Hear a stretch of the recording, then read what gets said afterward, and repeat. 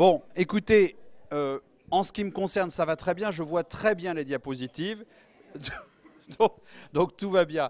Alors, ça, je vais vous le faire, vous le reverrez sur votre truc. Il y en a toujours un qui fait Renéo ou une? D'accord.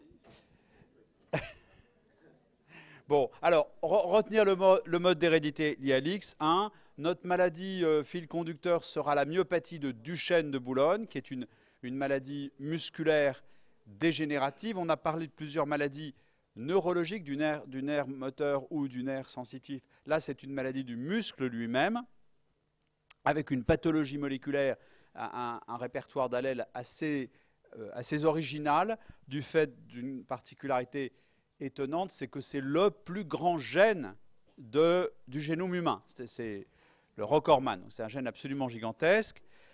Troisième point, dans cette hérédité liée à l'X appliquée aux thématiques médicales, c'est un sujet extrêmement important, c'est de bien faire la différence entre les cas familiaux et les cas sporadiques. Ça, c'est une simple différence d'observation sur l'arbre généalogique. Cas familiaux, il y a plusieurs cas dans la famille, ça parle de soi-même, et vous pouvez alors retracer dans les arbres généalogiques les femmes conductrices en regardant l'arbre et en l'interprétant, pas pour toutes les femmes, mais pour une bonne partie d'entre elles, et les cas sporadiques qui s'opposent aux cas familiaux. Cas sporadiques, ça veut dire il n'y a qu'un cas dans cette famille, et vous avez beau chercher partout dans la généalogie, interroger, etc., vous ne trouvez qu'un enfant atteint, qui est votre cas index. Le cas index en génétique, c'est celui par lequel vient l'affaire, c'est celui qui montre l'index, c'est celui qui montre qu'il y a une maladie génétique. Il est seul. Et alors se pose une question très importante. Est-ce que sa mère est conductrice de la maladie? Auquel cas, il y a un risque important pour un autre enfant, évidemment. Ou alors, est-ce que c'est comme pour les maladies dominantes, pour certains cas de maladies dominantes, une mutation nouvelle? Auquel cas, il n'y a pas de risque pour la descendance, à une réserve près qu'on a vue hier, en fin de cours. Non, c'est pour le truc d'accord. Une petite réserve pour un conseil génétique rassurant dans les maladies dominantes qu'on a vues hier, quand les parents ne sont pas atteints, n'ont pas la mutation, mosaïque germinale, ils peuvent être l'un d'entre eux porteur d'une mutation secrètement dans leur gamète. Là, c'est la même chose pour les maladies liées à l'X. Un des parents peut être secrètement porteur de la mutation dans ses gamètes, l'homme ou la femme d'ailleurs, bien sûr. Donc, bien séparer les cas familiaux et les cas sporadiques pour arriver à la question est-ce qu'une mère d'un cas sporadique est conductrice ou non, et comment aborder cette question. Les points suivants, 4 et 5, sont des points qu'on a déjà vus hier et qui ne vont pas vous surprendre, mais qui valent évidemment pour l'hérédité liée à l'X. C'est l'hétérogénéité de locus, une même maladie liée à l'X avec plusieurs gènes possibles sur le chromosome X. Et le grand classique, c'est les retards intellectuels, les retards mentaux, ce qu'on appelle actuellement les déficiences intellectuelles, plus politiquement correctes, pour lesquelles il y a plusieurs loci, des dizaines de loci sur le chromosome X. Et puis, à l'inverse, numéro 5, ce que l'on a vu aussi hier, l'hétérogénéité allélique, qui peut aller jusqu'à l'hétérogénéité de phénotype. Hétérogénéité allélique, une même maladie, plusieurs mutations. Hétérogénéité de phénotype, un même gène, plusieurs maladies possibles. Et puis on terminera, mais je ne vais peut-être pas tenir longtemps comme ça, on terminera par la notion d'inactivation du chromosome X, qui est une notion biologique très, très importante et qui permet d'expliquer certaines situations dans lesquelles il va y avoir une variabilité de l'expression chez les femmes conductrices, qui ne devraient pas manifester dans une forme si un allèle est récessif, et qui peuvent parfois manifester en fonction de cet équilibre qu'il y a d'activation-inactivation des chromosomes X, des deux chromosomes X qu'elles possèdent. Bon, qu'est-ce qu'on fait, les enfants ?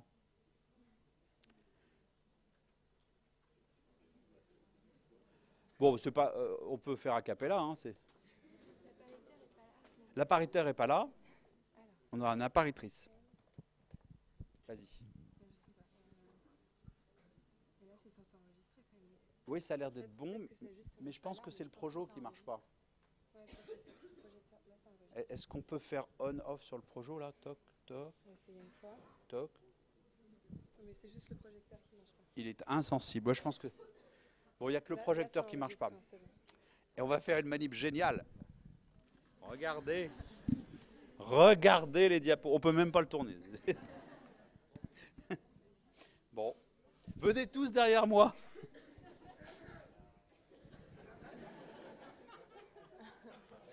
Oh, c'est fin, ça.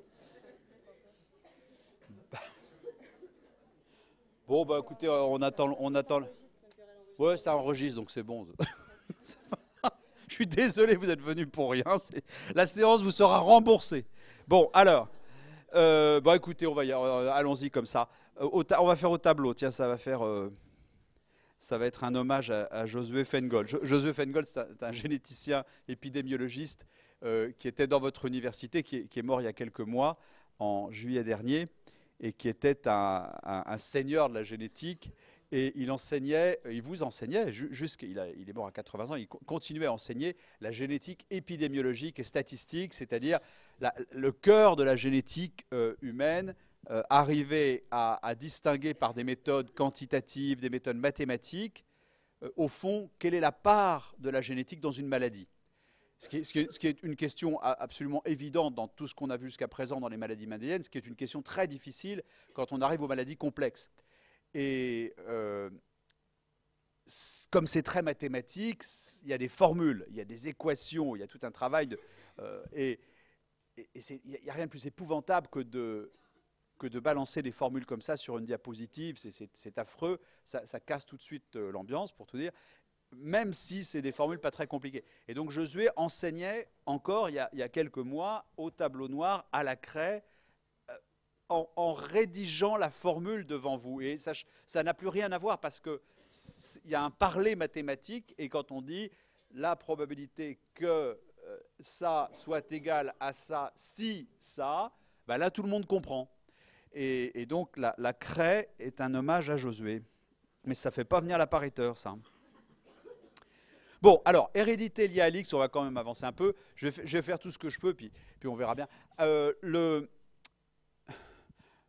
Première chose, on entend parler parfois d'hérédité dominante ou récessive liée à l'X. Tout ça est vrai, ce sont des extrêmes. Il faut peut-être que vous parliez d'hérédité liée à l'X, avec effectivement ces formes un peu extrêmes. Pourquoi cela? C'est parce qu'il n'y a pas véritablement de maladies qui soient absolument purement récessives liées à l'X, c'est-à-dire des maladies dans lesquelles les femmes hémizygotes, porteuses, hétérozygotes, pardon, c'est-à-dire conductrices, une femme hétérozygote en maladie liée à l'X, on l'appelle conductrice, soit jamais atteintes. Elles peuvent manifester des signes, notamment au gré de l'inactivation du chromosome X. Donc, il vaut mieux parler d'hérédité liée à l'X de manière générale, liée au chromosome X, avec des patrons de transmission qui sont assez classiques, vous l'imaginez. Vous avez ce couple-là, avec un Y, un X, a priori un allèle normal, et puis une femme qui est conductrice, elle a un allèle mutant, un allèle normal, chacun transmet ses gamètes, et vous avez le tableau des gamètes avec, si j'ai un Y, j'ai forcément un garçon, et il a pu recevoir l'X normal, il est normal, en bonne santé, ne transmettra rien du tout, il a pu recevoir l'X mutant, il est atteint, et j'ai des filles, si le père a donné son X, et alors j'ai une fille qui est non conductrice si la mère a transmis l'allèle standard, et j'ai une fille conductrice comme sa mère si elle a transmis l'allèle mutant. Donc c'est vos proportions classiques d'hérédité liée à l'X, 4 enfants possibles.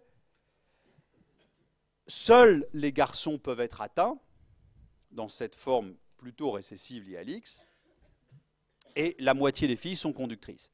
Donc attention aux questions qu'on vous pose parfois, je pense notamment à l'examen national classant, où parfois il leur prend de faire un truc de génétique, on ne sait pas ce qui leur passe par la tête, c'est très bien, et il pose la question, quel est le risque pour ce couple d'avoir un garçon atteint? Et là vous dites c'est 50% bien sûr, puisque ce n'est pas une fille, on ne vous pose pas la question de la fille. Quel est le risque d'avoir un enfant atteint? 25% à chaque grossesse. D'accord? Vous êtes d'accord avec ça? Donc ça c'est le tableau simple des gamètes que vous reverrez. Et on peut dire quand même que la plupart des allèles mutants sur le chromosome X vont tendre vers ce mode d'hérédité qui est récessif lié à l'X, où les femmes ne manifestent pas de symptômes. On note les conductrices que l'on sait être conductrices sur un arbre généalogique par un petit point comme ça. Et première réflexion importante, vous pouvez imaginer que cette femme est conductrice, je vous le dis, donc on le sait, elle a un petit point, on verra plus tard comment on trouve qu'elle est conductrice. Mais ces deux filles-là qui sont en parfaite santé ne sont pas distinglables, elles sont donc des conductrices potentielles, elles ne sont pas des conductrices de certitude, elles ont une probabilité chacune de 50% d'être conductrices, celle-là l'est, celle-là ne l'est pas. D'accord? D'où l'idée dans ces arbres généalogiques de faire très attention à la ségrégation. Et à un moment, on arrive à des questions, on a les certitudes parfois, et on arrive à des questions plus probabilistes de dire peut-être cette femme est conductrice, peut-être ne l'est-elle pas. Évidemment, la question est d'importance.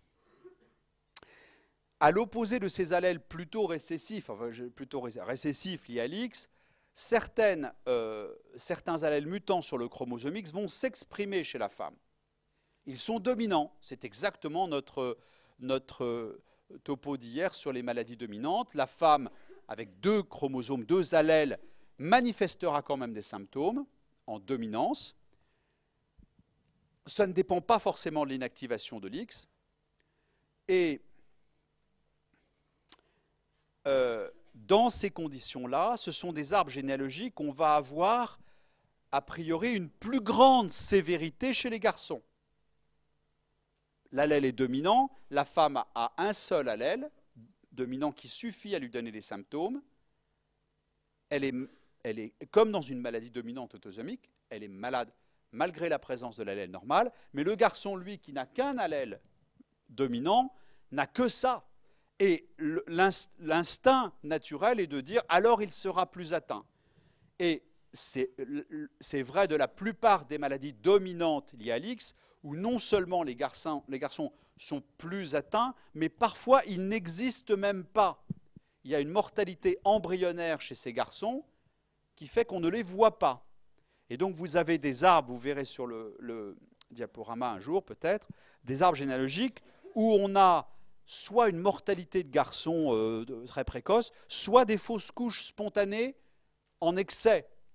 Vous allez avoir des arbres généalogiques où vous allez voir un truc qui peut ressembler à une maladie dominante, par exemple comme ça, une femme atteinte, une fausse couche, un garçon en bonne santé, une première fille atteinte, une deuxième fille atteinte, et puis on continue comme ça, une fausse couche, deux fausses couches, une fille atteinte, et vous dites, en vous rappelant du cours d'hier, ah ben ça c'est 3 générations, transmission verticale, ça touche des filles, d'accord, c'est peut-être le hasard, et donc c'est compatible avec une hérédité dominante autosomique, quand on regarde l'arbre généalogique comme ça. Et en réalité, ça peut très bien être une maladie dominante liée à l'X, où vous avez cette femme qui a un allèle mutant dominant, qui l'a transmis à ses filles qui sont atteintes, elles ont l'X normal de leur père, et ici il y a eu Y plus X mutant, létalité, fausse couche, même chose. D'accord? Donc ces maladies dominantes liées à l'X sont un piège. Et vous verrez dans la diapositive un exemple qui a été identifié dans votre université à Necker par Mme Smaï et M. Munich, qui est la mutation du gène Nemo comme le capitaine, qui est une maladie dermatologique qui s'appelle l'incontinentia pigmentii, qui touche des petites filles qui, à la naissance, ont une espèce d'éruption inflammatoire, qui est en fait une espèce de séquelle inflammatoire de mortalité cellulaire, d'apoptose. Nemo engage des cellules ectodermiques dans l'apoptose. Et cette maladie est dominante liée à l'X. Elle se manifeste, et malheureusement vous ne verrez pas la diapo, par